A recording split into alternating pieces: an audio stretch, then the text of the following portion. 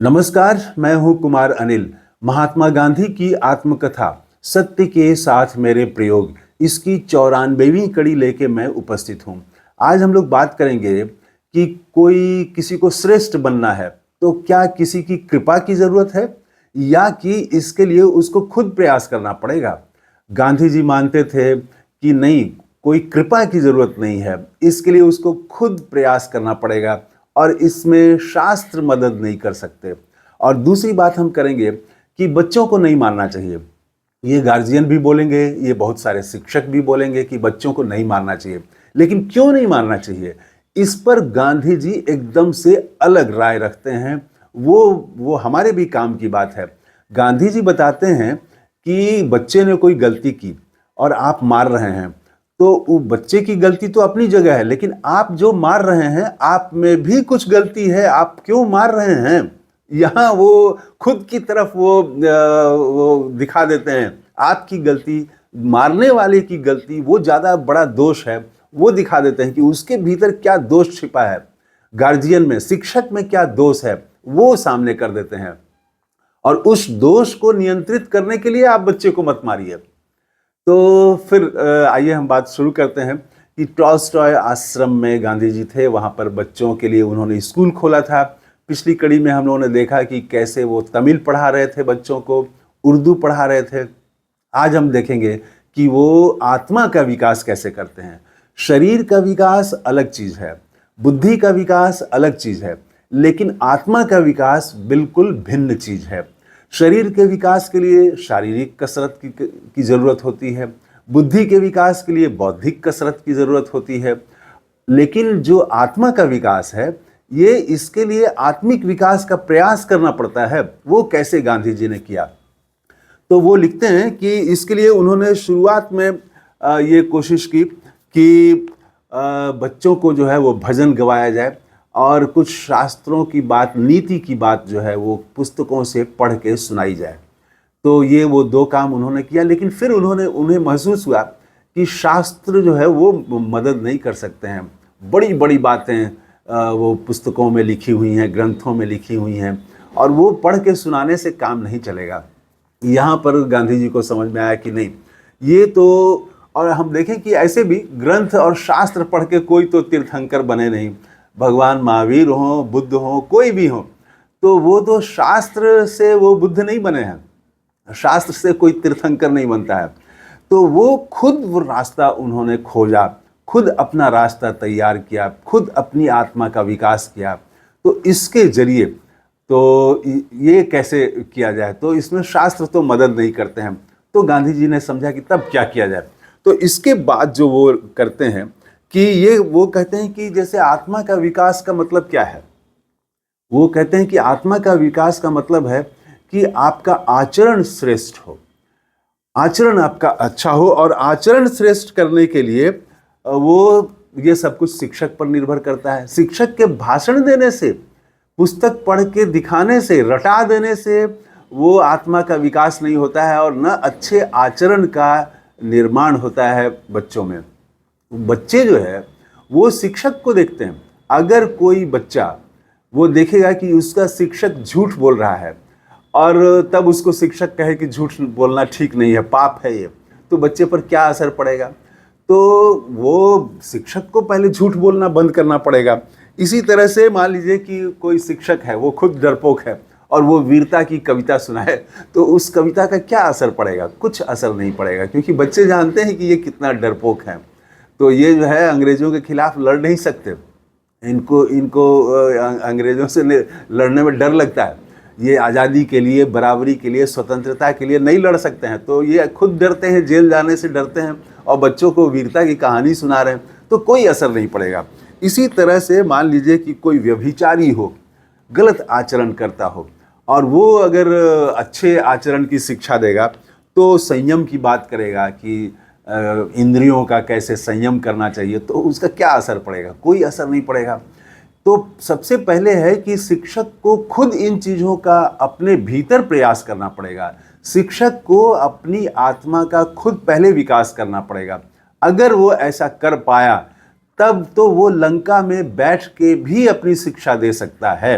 लंका जहाँ चारों तरफ अनीति थी, वहाँ भी वो अच्छा आचरण पैदा कर सकता है, लोगों में, बच्चों में पैदा कर सकता है। तो गांधी जी ये मानते थे।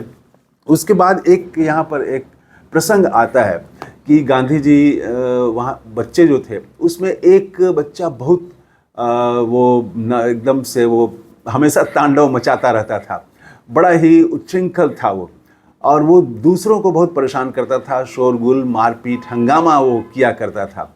एक ही लड़का था, बच्चा क्या, वो 17 साल का था, मतलब पूरा समझदार था, और उसका शरीर भी काफ़ी अच्छा था, सुगठित था, बलिष्ठ था, वो ताकत थी उसके पास, तो अपनी ताकत का भी इस्तेमाल करता था वो। तो सबको तंग तबाह किए रहता था सुबह से ही। तो एक दिन जो है ऐसे ही वो सुबह से लोगों को परेशान कर रहा था, तो गांधी जी ने उसे बुलाया और उसको एक डंडा मारा। गांधी जी ने रूल से मारा उसे। लेकिन ऐसा करने के पहले गांधी जी भीतर से एकदम हिल गए थे। गांधी जी का एकदम शरीर कांप रहा था, उनका चेहरा बता रहा था कि वो बहुत ही दुखी हैं ऐसा करते हुए उस बच्चे के व्यवहार से, और वो खुद जो मारने जा रहे हैं तो वो बहुत दुखी हैं। वो उनके चेहरे पर मतलब उनका दुख जो है वो साफ झलक रहा था। तो उन्होंने रूल से मार दिया। वो बच्चा चाहता तो प्रोटेस्ट कर सकता था, बच्चा भिड़ जा सकता था। गांधी जी लिखते हैं कि वो मुझसे ज़्यादा ताकतवर था, बलिष्ठ था वो, लेकिन वो तो एकदम रो पड़ा, एकदम वो मोम बन गया और एकदम पिघल गया, वो रोने लगा वो। तो वहाँ पर गांधी जी लिखते हैं कि वो रोने इसलिए लगा क्योंकि रूल चलाते हुए उसने देखा कि मेरे हाथ कांप रहे हैं, मेरा दुख जो है वो उसके दर्शन हो गए उसको। तो वो जानता था कि गांधी जी कभी किसी को डांटते नहीं हैं, मारना तो दूर बात है, ऊंची आवाज में किसी से बात नहीं करते हैं। और वो गांधी जो है एकदम थर थर कांप रहे हैं, हाथ कांप रहे हैं उनके, और बहुत दुख में हैं वो। तो इस दुख को देख के उस बच्चे को रोना आ गया, वो रोने लगा। और फिर गांधी जी उसके बाद तो गांधी जी एक ही रूल मारने के बाद में गांधी जी भी खड़े हो गए, स्तब्ध खड़े हो गए। वो लिखते हैं कि उस बच्चे पर बहुत असर तो नहीं पड़ा, लेकिन मुझ पर बहुत असर पड़ा। मैंने ये समझा कि मैंने जो चलाया, बच्चे पर रूल चलाया, तो इसका मतलब है कि कहीं ना कहीं, ठीक है, उसमें उसको सुधारने की इच्छा थी और वो दूसरे को परेशान कर रहा है, इससे वो ये ठीक नहीं है, ये सब बातें अच्छी हैं, लेकिन कहीं ना कहीं मेरे भीतर एक क्रोध भी आया। क्रोध तो हम तो महावीर हों, बुद्ध हों, ये सब क्रोध पर नियंत्रण की बात करते हैं, याद रखिए। तो वो ऐसे ऋषि मुनि नहीं है जो कि क्रोधित हो करके वो पूरा ब्रह्मांड को खत्म करने में लग जाते हैं, ऐसे भी हैं लोग बहुत सारे।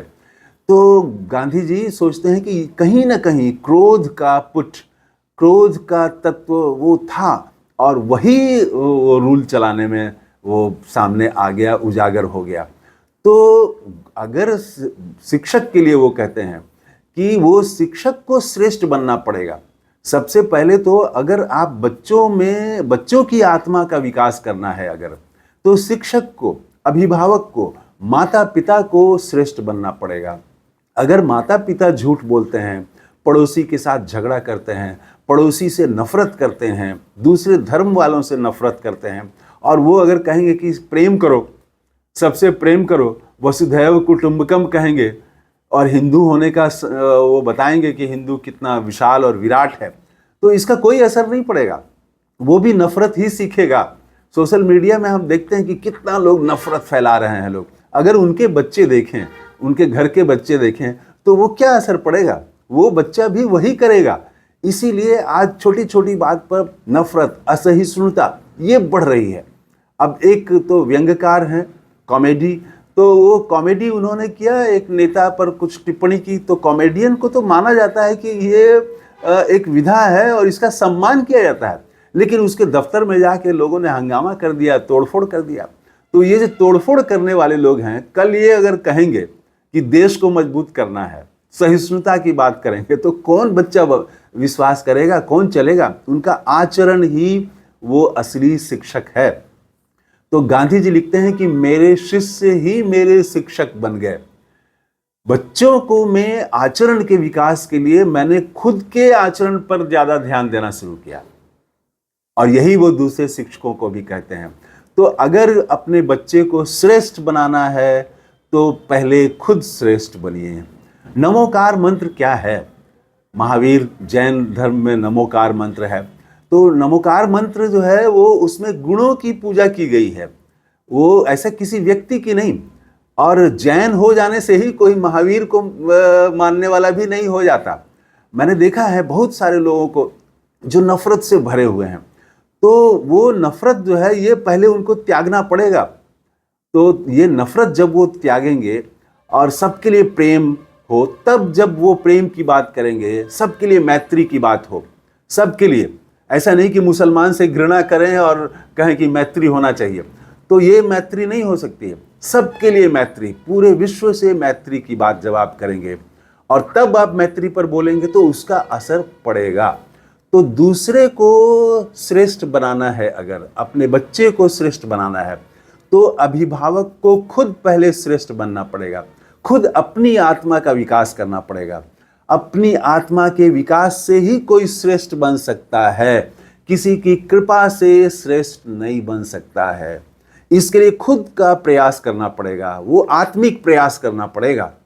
और इसमें वो टीचर, वो गांधी जी जो लिखते हैं कि मेरे शिष्य ही मेरे गुरु बन गए, और पहले खुद का विकास करना पड़ेगा, ये जैन और महावीर और बुद्ध से ये बातें आ रही हैं कि खुद का विकास करो।